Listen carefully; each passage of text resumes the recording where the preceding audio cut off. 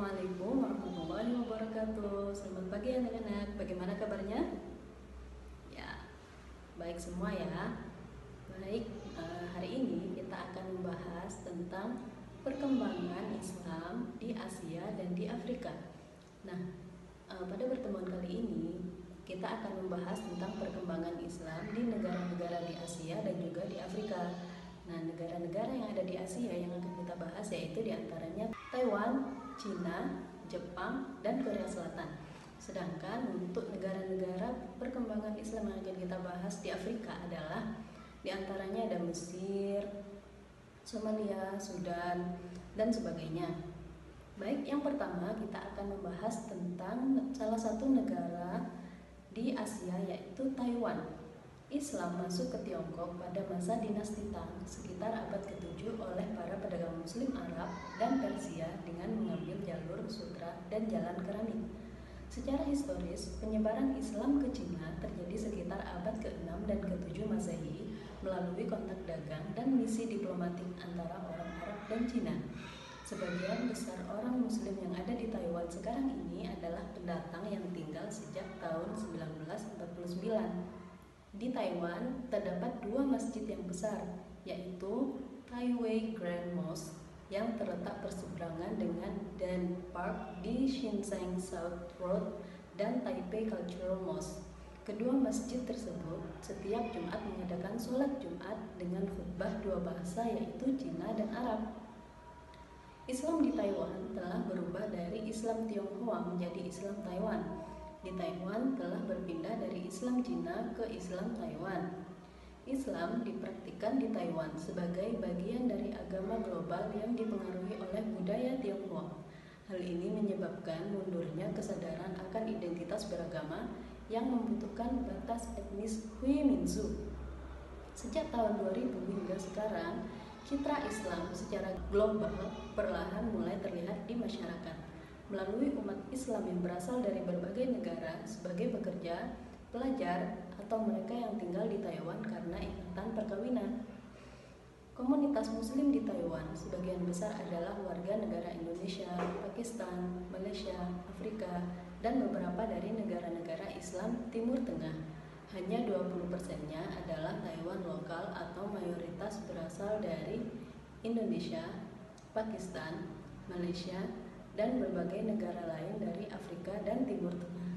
Negara selanjutnya yaitu Jepang. Sejarah masuknya agama Islam ke Jepang sekitar tahun 1877 dan hampir bersamaan dengan datangnya agama Kristen yang dibawa oleh imperialisme Barat. Titik perkembangan Islam di Jepang adalah tahun 1890 saat sebuah kapal laut milik kerajaan Turki Ottoman singgah di Jepang dalam rangka menjalin hubungan diplomatik. Orang Jepang pertama yang memeluk Islam adalah Mitsutaro Takauka pada tahun 1909. Dia lantas mengganti namanya menjadi Omar Yamaoka setelah melaksanakan ibadah haji. Namun, penelitian lain menyebutkan bahwa orang Jepang bernama Torajiro Yamada kemungkinan merupakan pemeluk Islam pertama di sana dan pernah berkunjung ke Turki. Semakin banyaknya warga muslim di Jepang kemudian memicu didirikannya sejumlah bangunan masjid. Salah satu yang dianggap penting adalah Masjid Kobe yang dibangun pada tahun 1935 dan Masjid Tokyo tahun 1938. Penganut umat Islam di Jepang terdiri dari komunitas yang sebagian besar adalah imigran. Imigran tersebut kebanyakan berasal dari Filipina, Cina, Pakistan, Bangladesh, Malaysia, dan beberapa negara lainnya. Proses konversi melalui jalur pernikahan inilah yang cukup banyak berkontribusi terhadap kelahiran generasi baru Muslim di Jepang. Terdapat 10.000 Muslim Jepang yang tinggal di Jepang. Para Muslim di Jepang banyak tinggal di 3 wilayah metropolitan utama yaitu Greater Tokyo Area, Tokyo Metropolitan Area, dan Kinki Region. Negara berikutnya yaitu negara Cina. Peradaban umat Islam di Cina dapat ditelusuri sejak masa dinasti Tang yaitu sekitar tahun 618 hingga 907 Masehi yang ditandai dengan semakin meningkatnya pedagang Arab dan Persia yang singgah di pelabuhan-pelabuhan Cina. Pada masa dinasti Tang, pedagang Cina dan Arab mendominasi jalur laut bisnis mulai dari Teluk Persia dan Laut Arab menuju pelabuhan Cina seperti Guangzhou, Quanzhou, dan Yangzhou. Banyak pedagang Arab dan Persia datang ke berbagai tempat untuk melakukan bisnis dan banyak dari mereka kemudian menetap di sana. Pada zaman Wudai, Cina Utara sering berperang dan Cina Selatan lebih aman. Oleh karena itu, banyak penganut agama Islam telah berpindah ke Cina Selatan. Masjid pada zaman dinasti Tang dan Wudai masih mempunyai corak seni Arab dan belum menerima pengaruh seni tradisional Cina. Kebanyakan masjid pada zaman itu terletak di pelabuhan atau bandar, pusat politik dan ekonomi. Masjid Huaizheng di Bandar Guangzhou yang dibina pada dinasti Tang dianggap sebagai masjid yang tertua di Cina. Masjid itu masih mempunyai corak seni Arab. Pada masa dinasti Song, agama Islam dianggap lebih mulia oleh rakyat Cina. Masjid pada zaman dinasti Song yang masih ada sekarang sudah tidak banyak. Yang paling terkenal ialah Masjid Qingjingxi di Bandar Quanzhou. Pada zaman dinasti Ming, perkembangan agama Islam di Cina telah menghadapi rintangan.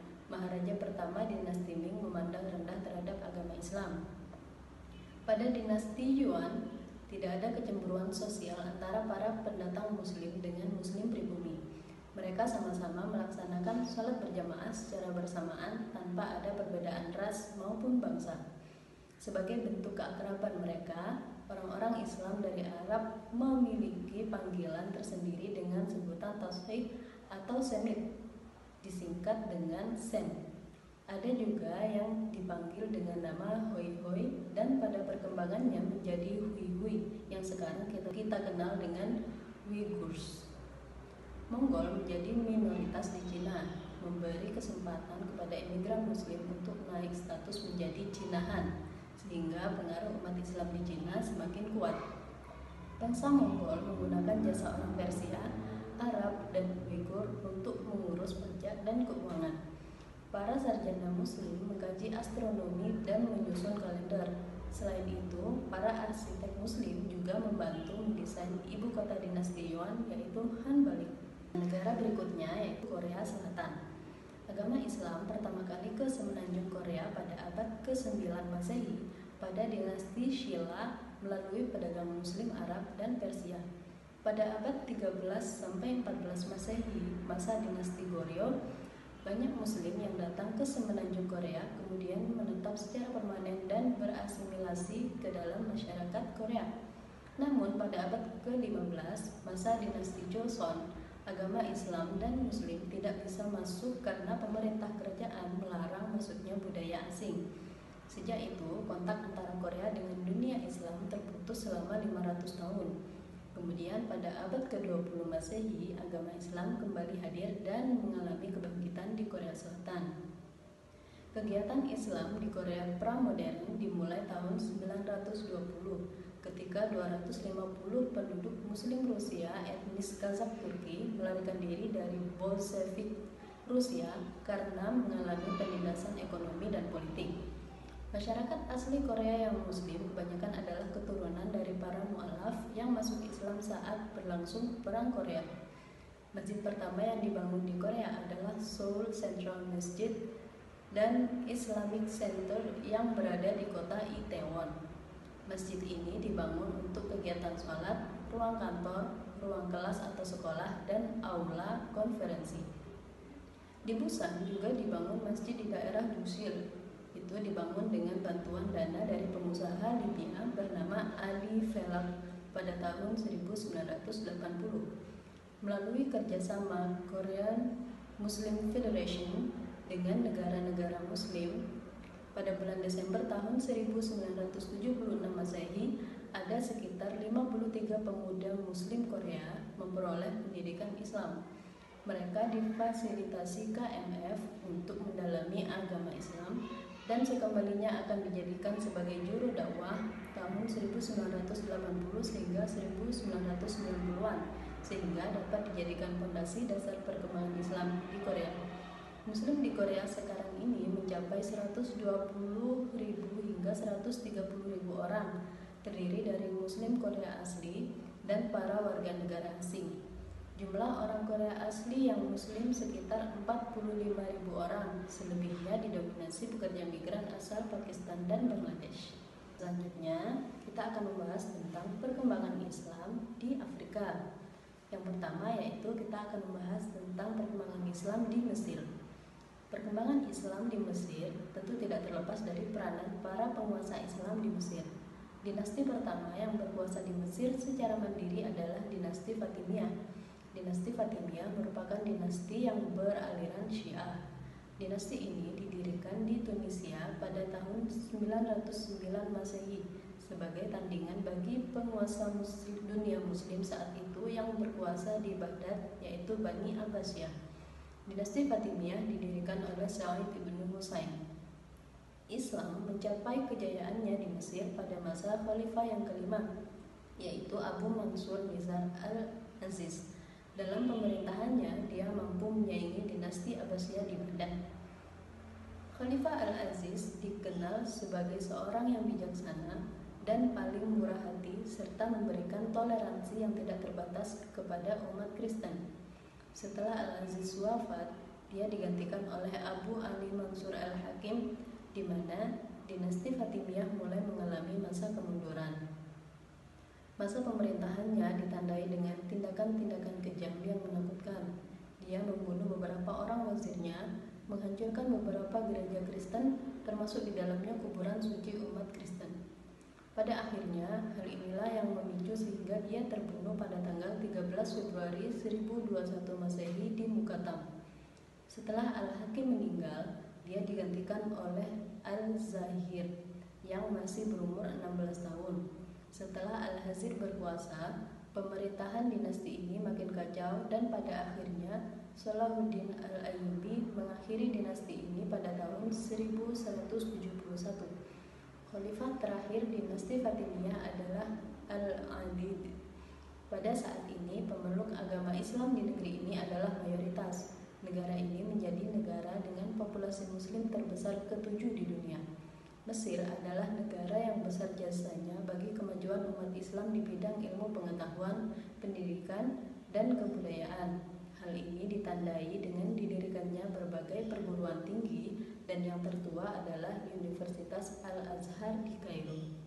Berikutnya yaitu Aljazair atau biasa dikenal dengan Algeria.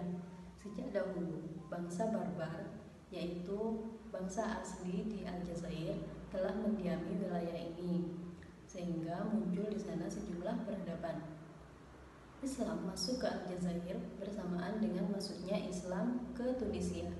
Pada abad ke-5 Hijriah atau 11 Masehi, kabilah-kabilah Bani Hilal yang berbahasa Arab telah hijrah ke sana. Penduduk asli mereka adalah orang Barbar.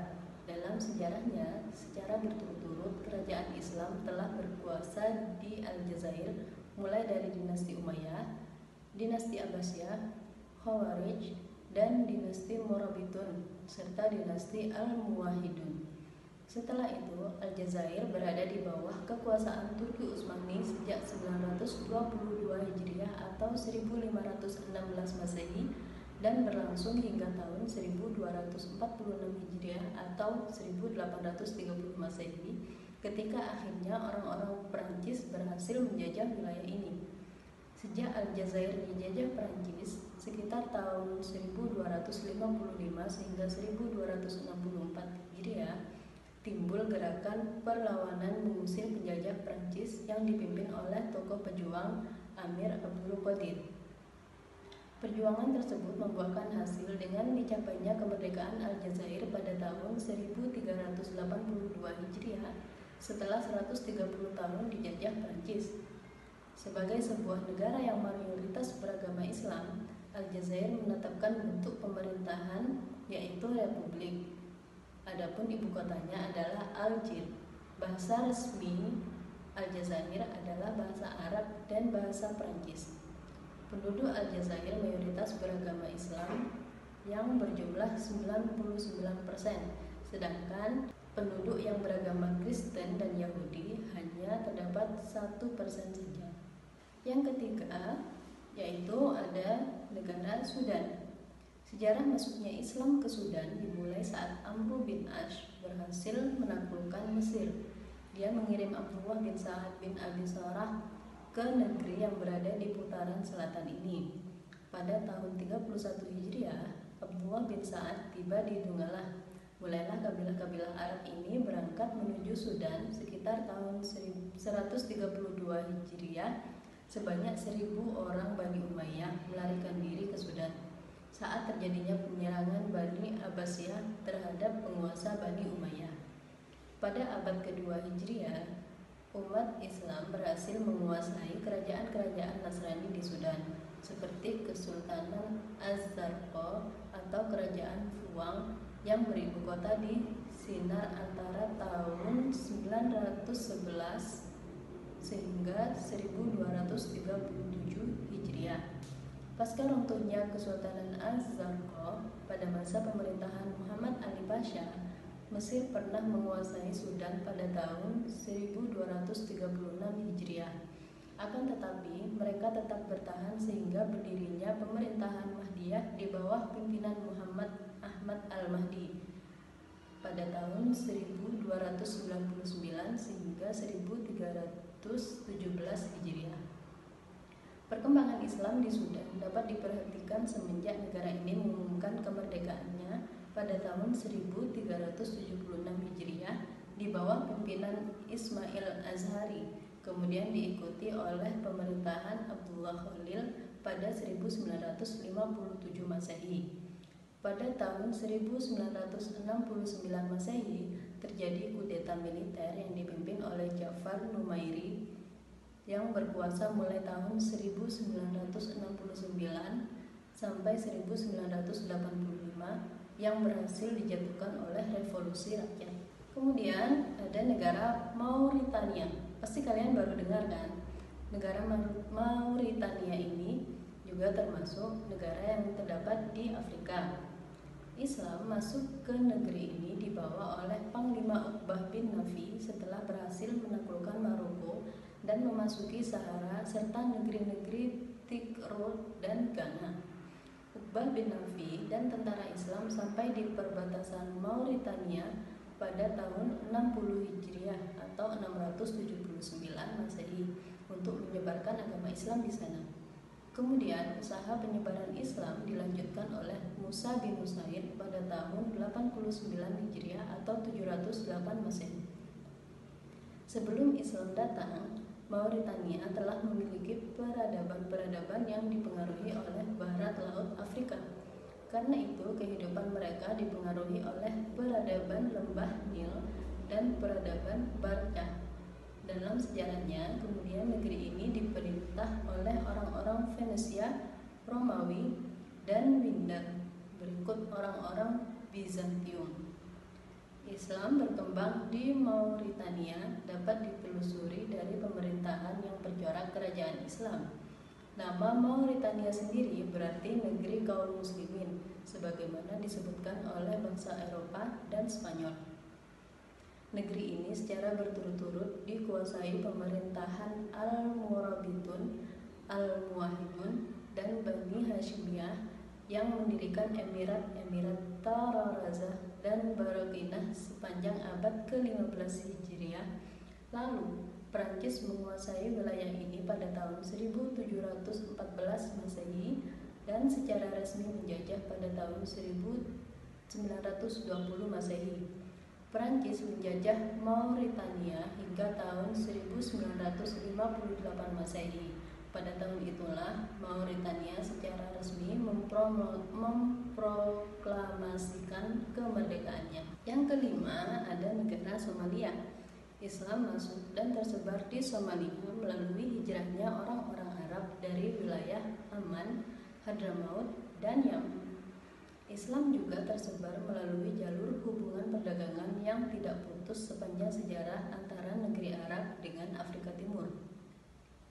Di negeri ini, Islam terus berkembang sepanjang abad ke-4 dan abad ke-5 Hijriah secara damai melalui perantara kabilah-kabilah yang datang dari Ihsan.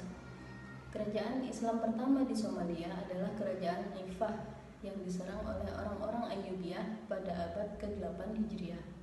Pasca runtuhnya Kerajaan Ifah atas serangan orang-orang Ayyubiyah, kaum muslimin mendirikan Kerajaan Adal. Perselisihan dan peperangan terus berlangsung antara orang-orang Somalia dengan Ayyubiyah sampai Inggris dan Italia menjajah negeri ini pada tahun 1936 Masehi. Negara ini merdeka pada tahun 1960 Masehi. Abdullah Utsman menjadi presiden pertama di republik ini. Pada tahun 1969 Masehi terjadi kudeta militer di bawah pimpinan Muhammad Sa'ad Barre. Terjadinya perang saudara menyebabkan kekosongan tanpa pemerintahan pusat. Kelompok-kelompok bersenjata yang saling bertikai tersebut menguasai wilayah-wilayah yang berbeda. Mereka menentukan sendiri batas wilayah di negeri ini. Akibat perang saudara, rakyat Somalia berada dalam kesengsaraan yang berkepanjangan. Selanjutnya, kita akan membahas perkembangan Islam di negara Chad. Umat Islam di Chad kebanyakan berasal dari Arab, Maroko, dan Zanzibar. Mereka adalah kaum muslimin yang bekerja sebagai penggembala. Negara ini menyandarkan perekonomiannya pada pertanian dan peternakan. Agama Islam masuk ke negeri Chad melalui orang-orang Arab dan asing yang telah menetap di kota Kanam sejak abad ke-3 Hijriah. Kanam adalah kerajaan Islam pertama di Chad sejak abad ke-5 sampai ke-8 Hijriah. Sesudah itu berdiri kerajaan Bajiromi, Borno, dan Wadaya pada permulaan abad ke-10 Hijriah yang membawa agama Islam ke negeri Chad dan sekitarnya. Pada tahun 1318 sampai 1332 Hijriah, bangsa Perancis datang ke Chad yang sedang bertikai. Situasi ini dimanfaatkan Perancis sehingga mereka menjajah bangsa Chad. Bangsa Chad baru memperoleh kemerdekaan pada tahun 1880 Hijriah atau 1960 Masehi berkat perjuangan rakyat negeri ini di bawah pimpinan Tambi Libai. Namun akhirnya Tambi Libai dibunuh dalam kudeta militer tahun 1396 Hijriah sehingga kekuasaan beralih ke tangan Hussein Hibri.